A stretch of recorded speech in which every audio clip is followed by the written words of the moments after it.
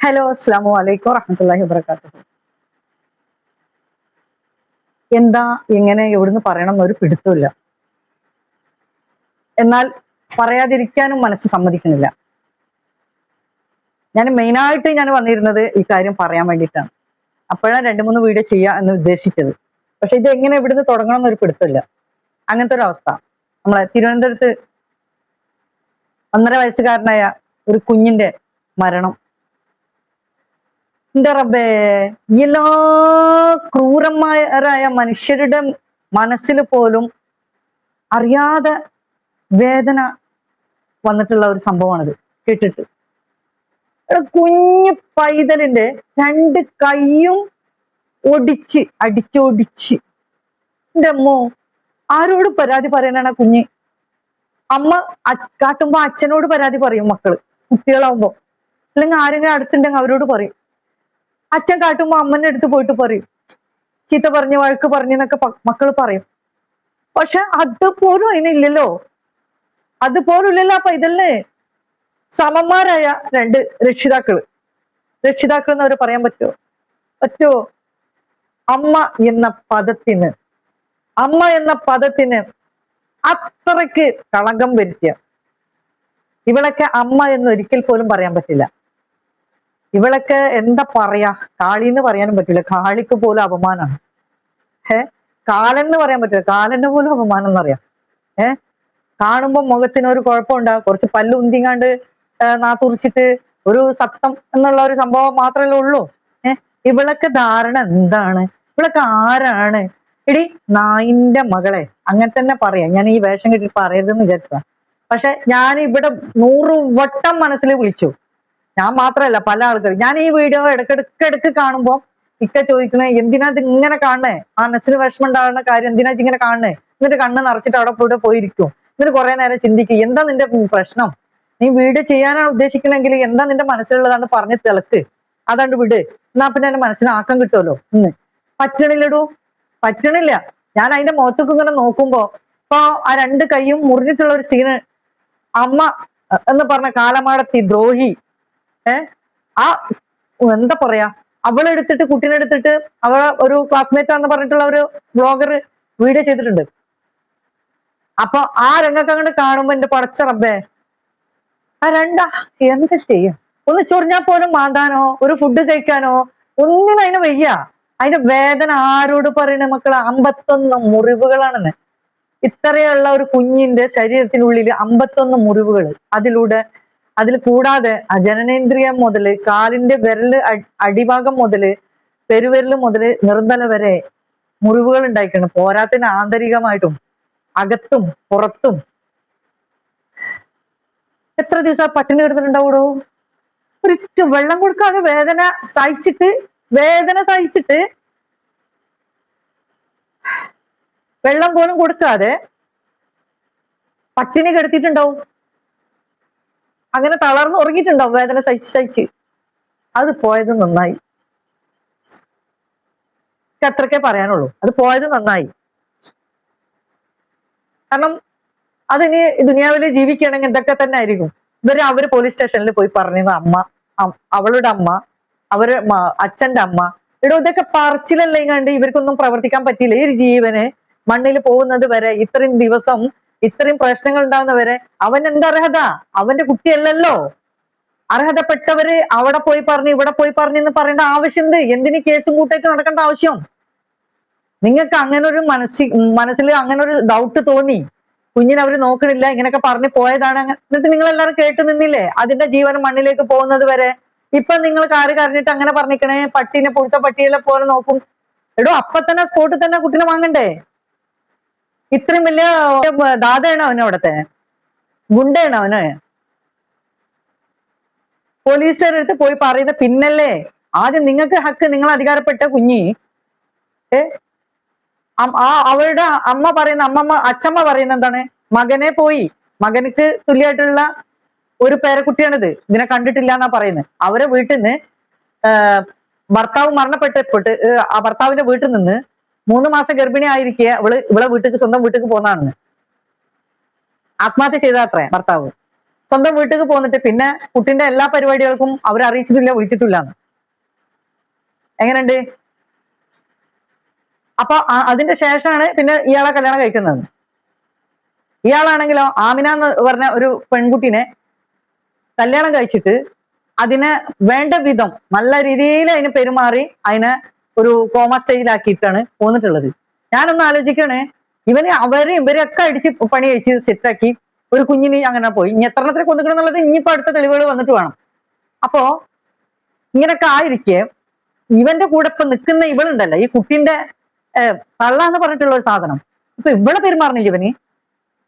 ഒരു പക്ഷെങ്കിൽ ഇതേ ക്രിമിനൽ ബുദ്ധി മൈൻഡുള്ള ആളായിരിക്കും ഇവളും. അതുകൊണ്ടാണ് രണ്ടുപേരും ഒരേ രീതിയിൽ ഈ കുഞ്ഞിനെ പണി കഴിക്കാൻ നോക്കിയത്.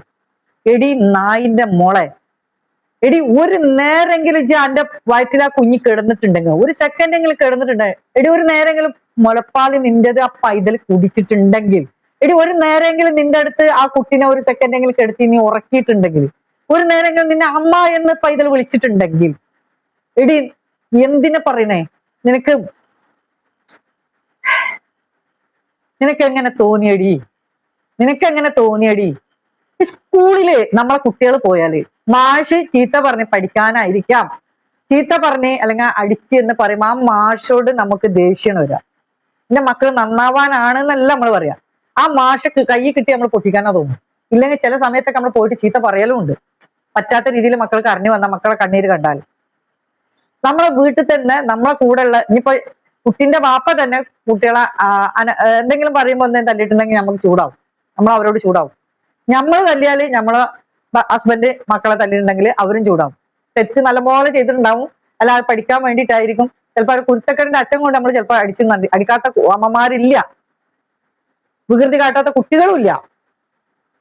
പക്ഷേ ഈ 1.5 വയസ്സായതിനെ കൊഞ്ചിച്ച് ലാളിച്ച് കൊണ്ടടക്കണ്ടതിനെ നീ ഒരുത്തനെ കൊണ്ടുവന്നിട്ട് പണി കഴിപ്പിച്ചില്ലേ അല്ലേ? ഇതിന് വാടക ഗുണ്ടാന്നാ പറയാടി. വാടക ഗുണ്ടനെ കൊണ്ടുവന്നിട്ട് നിന്റെ ഓരോ നിമിഷത്തെ സുഖത്തിന് വേണ്ടിയിട്ട് ആ സമയത്ത് കുട്ടി ഉണരുമ്പോ ആ കുട്ടിക്ക് ഡോസ് കൊടുക്കുക അല്ലേ? അത് വിശന്ന് കരയുമ്പോ നിങ്ങൾ സുഖം എടുക്കുന്ന സമയത്ത്, അത് വിശന്ന് കരയുന്ന സമയത്ത് അതിനെ പറ്റിയ പണിയാണ്ട് കൊടുക്കുക അല്ലേ? സിഗരറ്റ് ആയിട്ട് കുത്തി പൊള്ളിക്കുക. അപ്പൊ ആ പേടിച്ചിട്ട് ആരോട് പറയണേ? അത് പേടിച്ചിട്ട് എങ്ങനെ ജീവിച്ചത്?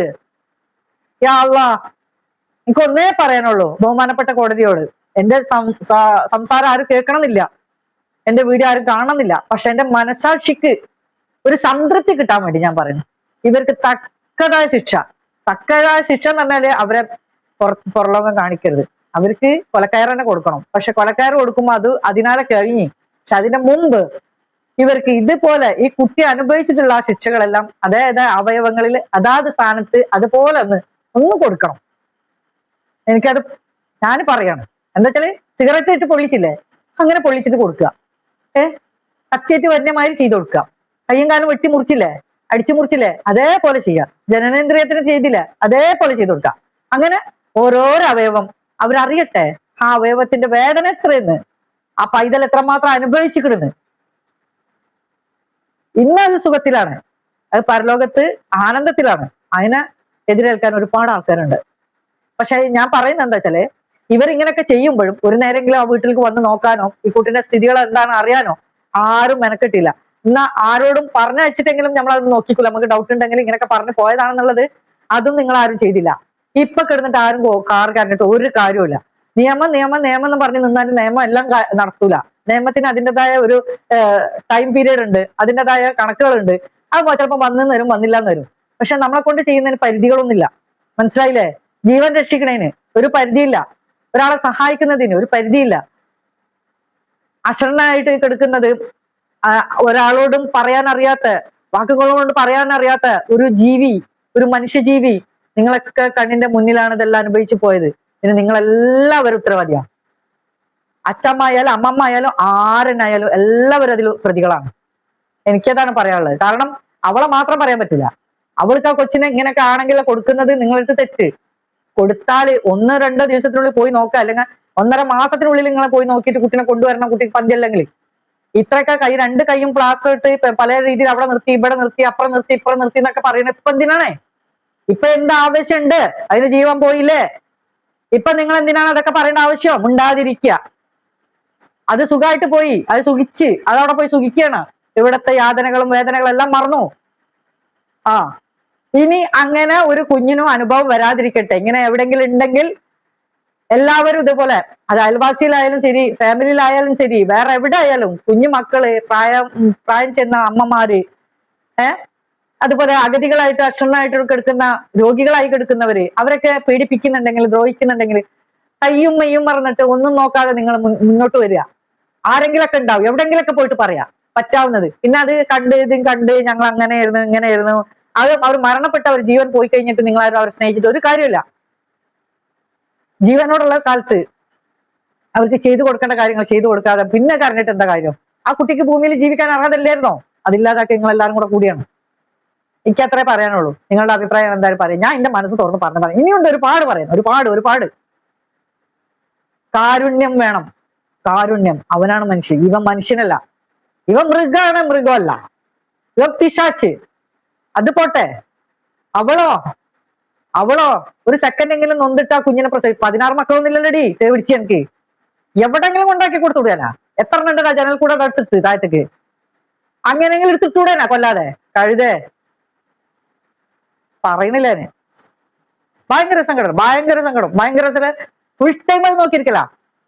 ഇപ്പോഴും ഞാൻ കടയിൽ നിന്ന് വന്നിട്ടും അതിന്റെ ഓരോ അപ്ഡേറ്റ് എന്താണെന്നുള്ളത്, ഇവനക്ക് എങ്ങനെയുണ്ട്, ഏത് രീതിയിലാണ്, എന്താണെന്നുള്ളത്, ഇവനക്ക് എന്ത് ശിക്ഷയാണ് കൊടുക്കണം എന്നുള്ളതും, ഈ കുഞ്ഞിന്റെ കാര്യം അതിനെ കാണുമ്പോ നെഞ്ഞ് പൊട്ടിപ്പോവാണ്. സത്യം. നശിച്ച് പോടി. നീയൊക്കെ ഇതിന്റെ അപ്പുറം നീ അനുഭവിക്കും. എവിടക്കാ കൊണ്ടുപോയിക്കുന്നത്? പോയോടത്ത് നല്ല രീതിയിലുള്ള ജീവിതമാണ്. ഭക്ഷണം ഒരു മുട്ടും തടവൊന്നുമില്ലാതെ ടൈം ടു ടൈമിന് ഭക്ഷണങ്ങളാ ഫുള്ള് കഴിക്കണം. സുഖസുന്ദരമായ ജീവിതമാണ്. അതിനെ നല്ല നടപടിയിൽ നിന്ന് കഴിഞ്ഞാൽ പിന്നെ ഒരു ചാടി പോരും. പിന്നെ ആരെങ്കിലൊക്കെ പോയിട്ട് അവൻ ദ്രോഹിക്കും. അവളതിനേക്കാൾ അപ്പുറം അവൾ എവിടെയെങ്കിലും പോയിട്ട് ഓരോന്നിനെ മാറ്റിക്കൊണ്ടിരും ചെയ്യും. അവര് സുഖമായിട്ട് ജീവിക്കുകയും ചെയ്യും. ഇതൊക്കെ കാലം മറക്കുകയും ചെയ്യും. ഇനി പുതിയ കേസ് വരും ചെയ്യും. ഇതിന്റെ അപ്പുറമായിട്ടുള്ള കേസുകളായിരിക്കും ഇനി വരാൻ പോണത്. എന്ത് ലോക റബ്ബേ.